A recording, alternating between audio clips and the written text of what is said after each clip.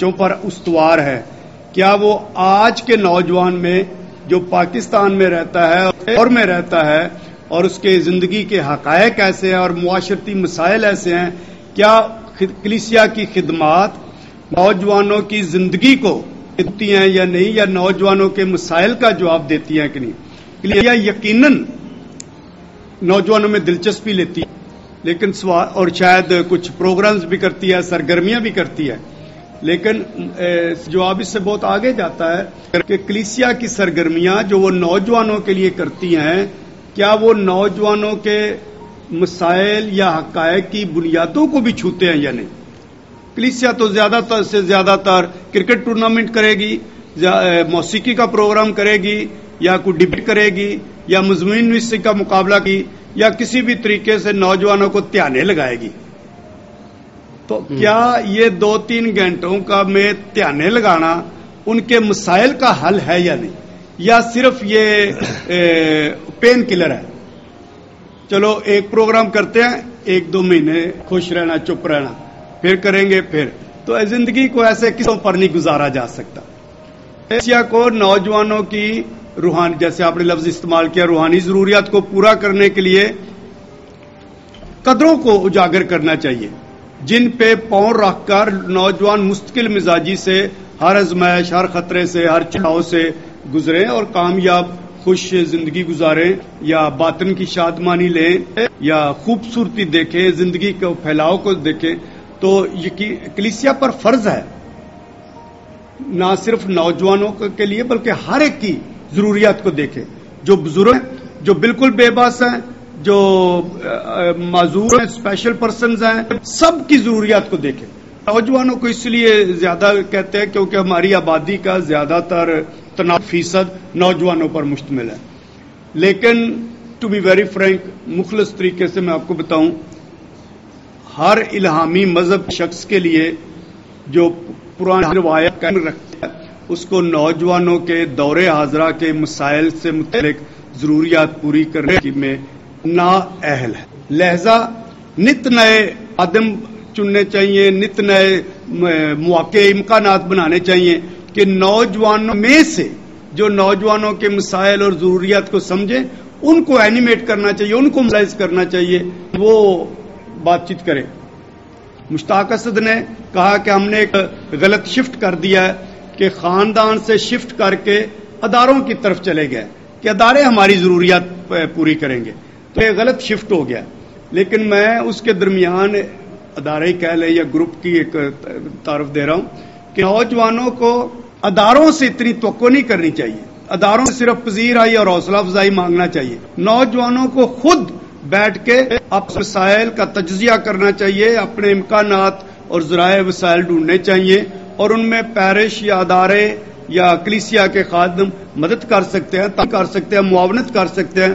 لیکن میں نفسیاتی طور پہ اور تاریخی طور پہ بات کر رہا ہوں کہ ان کو لیڈ کرنا، چرچ کی قیادت کے لیے نوجوانوں کو لیڈ کرنا اور ان کی ضروریات کو، روحانی ضرورت کو پورا کرنا کچھ مشکل ہے، ناممکن ہے. نوجوانوں کو نئے نئے امکانات پیدا کرنے چاہیے، جو چرچ کی انتظامیہ، چرچ کی قیادت، کلیسیا کی قیادت یا اداروں کی قیادت انہیں سپورٹ کرے، لیکن وہ خود مختار ہو کر کچھ اپنے ضروریات کو سامنے رکھتے ہوئے، اپنی زبان بولتے ہوئے اپنے حل تلاش کریں. مس ثنا اقبال، میرا اگلا سوال آپ سے ہے، مسیحی نوجوان جب مایوسی کے عالم میں ہوتا ہے تو اسے کیا کرنا چاہیے؟ ایک نوجوان پر جب مایوسی آتی ہے تو وہ باتیں سوچتا ہے جو اس کے ماں باپ نے اسے سکھائی ہوتی ہیں. اپنے گھر میں بھی وہ دیکھتا ہے کہ اس کے ماں باپ پر بھی بہت سی مایوسیوں کے عالم آتے ہیں، اور ماں باپ کیسے اس میں سے نکلتے ہیں. وہ اپنی مرضی میں یہ بھی سوچ سکتا ہے کہ میرے ماں باپ نے مجھے کیا سکھایا تھا، یا ان پر جب مایوسیاں آتی تھیں تو وہ کیا کرتے تھے. جب ایک ماں بچے کو سکھاتی ہے کہ خیرات دینا، تو وہ بیٹے نے جو ماں سے سیکھا ہوا ہے وہ کرے گا. لیکن ایک شخص جو مایوس ہے، جو یہ نہیں سیکھا ہوا، وہ کہے گا کہ یہ خیرات مانگنے سے تو ہمارا معاشرہ خراب ہو رہا ہے.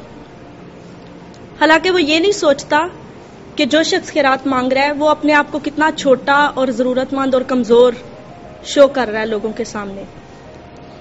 یہاں پر मायूस और खुशहाल शख्स में फ़र्क नहीं रहा। और फिर ये कि मायूसियाँ तो कल भी थीं, आज भी हैं और हमेशा रहेंगी, और हमें इनमें से बाहर निकलने के हल सोचने चाहिए, ना कि ये कि हम सोचें कि इसको बाईपास कर जाते हैं, क्योंकि बाईपास करने से वो मायूसी कल फिर आपके सामने खड़ी हो जाती है। तो इन हालात से निकलने के लिए मैं 2 बातें करूंगी। पहली बात ये, एक शख्स जो मायूस है, कई बार ऐसा होता है कि मायूसी में तैश में आकर नौजवान बसों को लगा देते हैं और बाद में जेल में जाकर अपना मुस्तकबिल तारीक कर लेते हैं। दूसरी बात, एक नौजवान मायूसी को ये समझे कि वो उसे कोई नई कामयाबी देने के लिए एक कदम है। जैसे इंग्लिश में एक मुहावरा है कि अगर आप 100 बार नाकाम होते हैं तो ये मत कहें कि मैं 100 बार नाकाम हुआ हूं, बल्कि ये कहें कि मुझे कामयाबी हासिल करने के 100 तरीके मिल गए।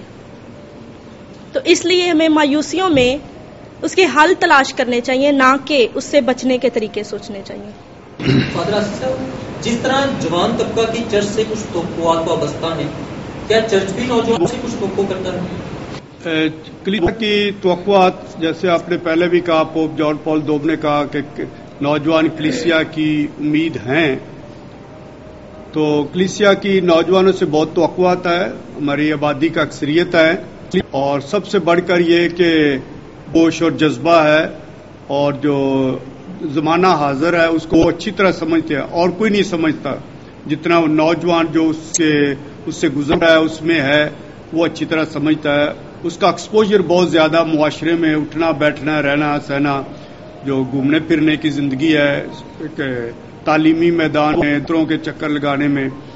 तो कलीसिया नौजवानों से सबसे बड़ी तो ये कर सकती है, रखती है कि कलीसिया की उम्मीद बने और कलीसिया को नरिश करे, कलीसिया को जिंदा करे, कलीसिया को जवानी दे, कलीसिया को ताजगी दे, कलीसिया को जिंदगी दे। ऑफ कोर्स इसमें यकीनन ये बात भी है कलीसिया कितनी इजाजत देती है कि वो कलीसिया के फैसलों में, कलीसिया की पॉलिसीज में, कलीसिया के मंसूबों में वो दखल दे। तो मैं महसूस करता हूं कि दोनों को अपने दिलों को खोलना दे, तवक्कुआत करवाने के लिए या तवक्कुआत पूरी करने के लिए।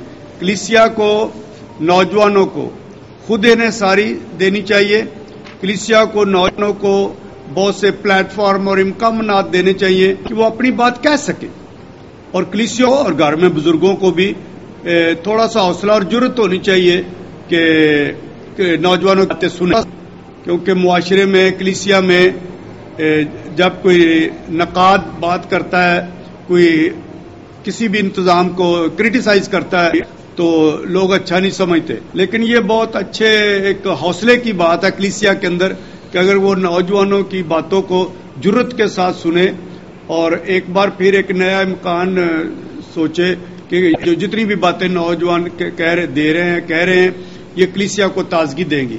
तो कलीसिया की नौजवानों से तवक्कुआत हैं, यकीनन कलीसिया नौजवानों के बगैर नहीं चल सकती। नौजवान कलीसिया का जोर है, कलीसिया की ताजगी है, और अगर कलीसिया में मौसम बहार लाया जा सकता है तो वो नौजवान खून ला सकता है।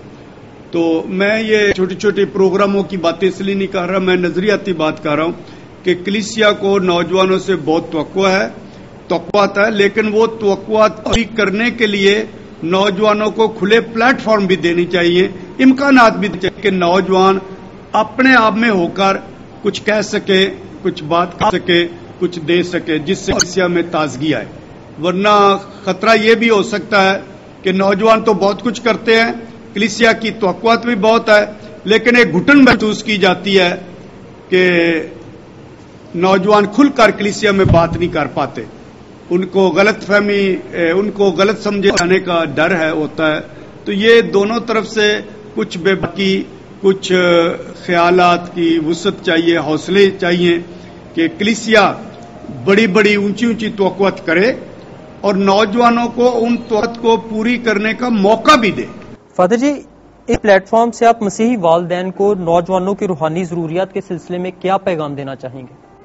روحانی ضروریات کے سلسلے میں تو یہ ہے کہ بچوں پہ فوکس کریں.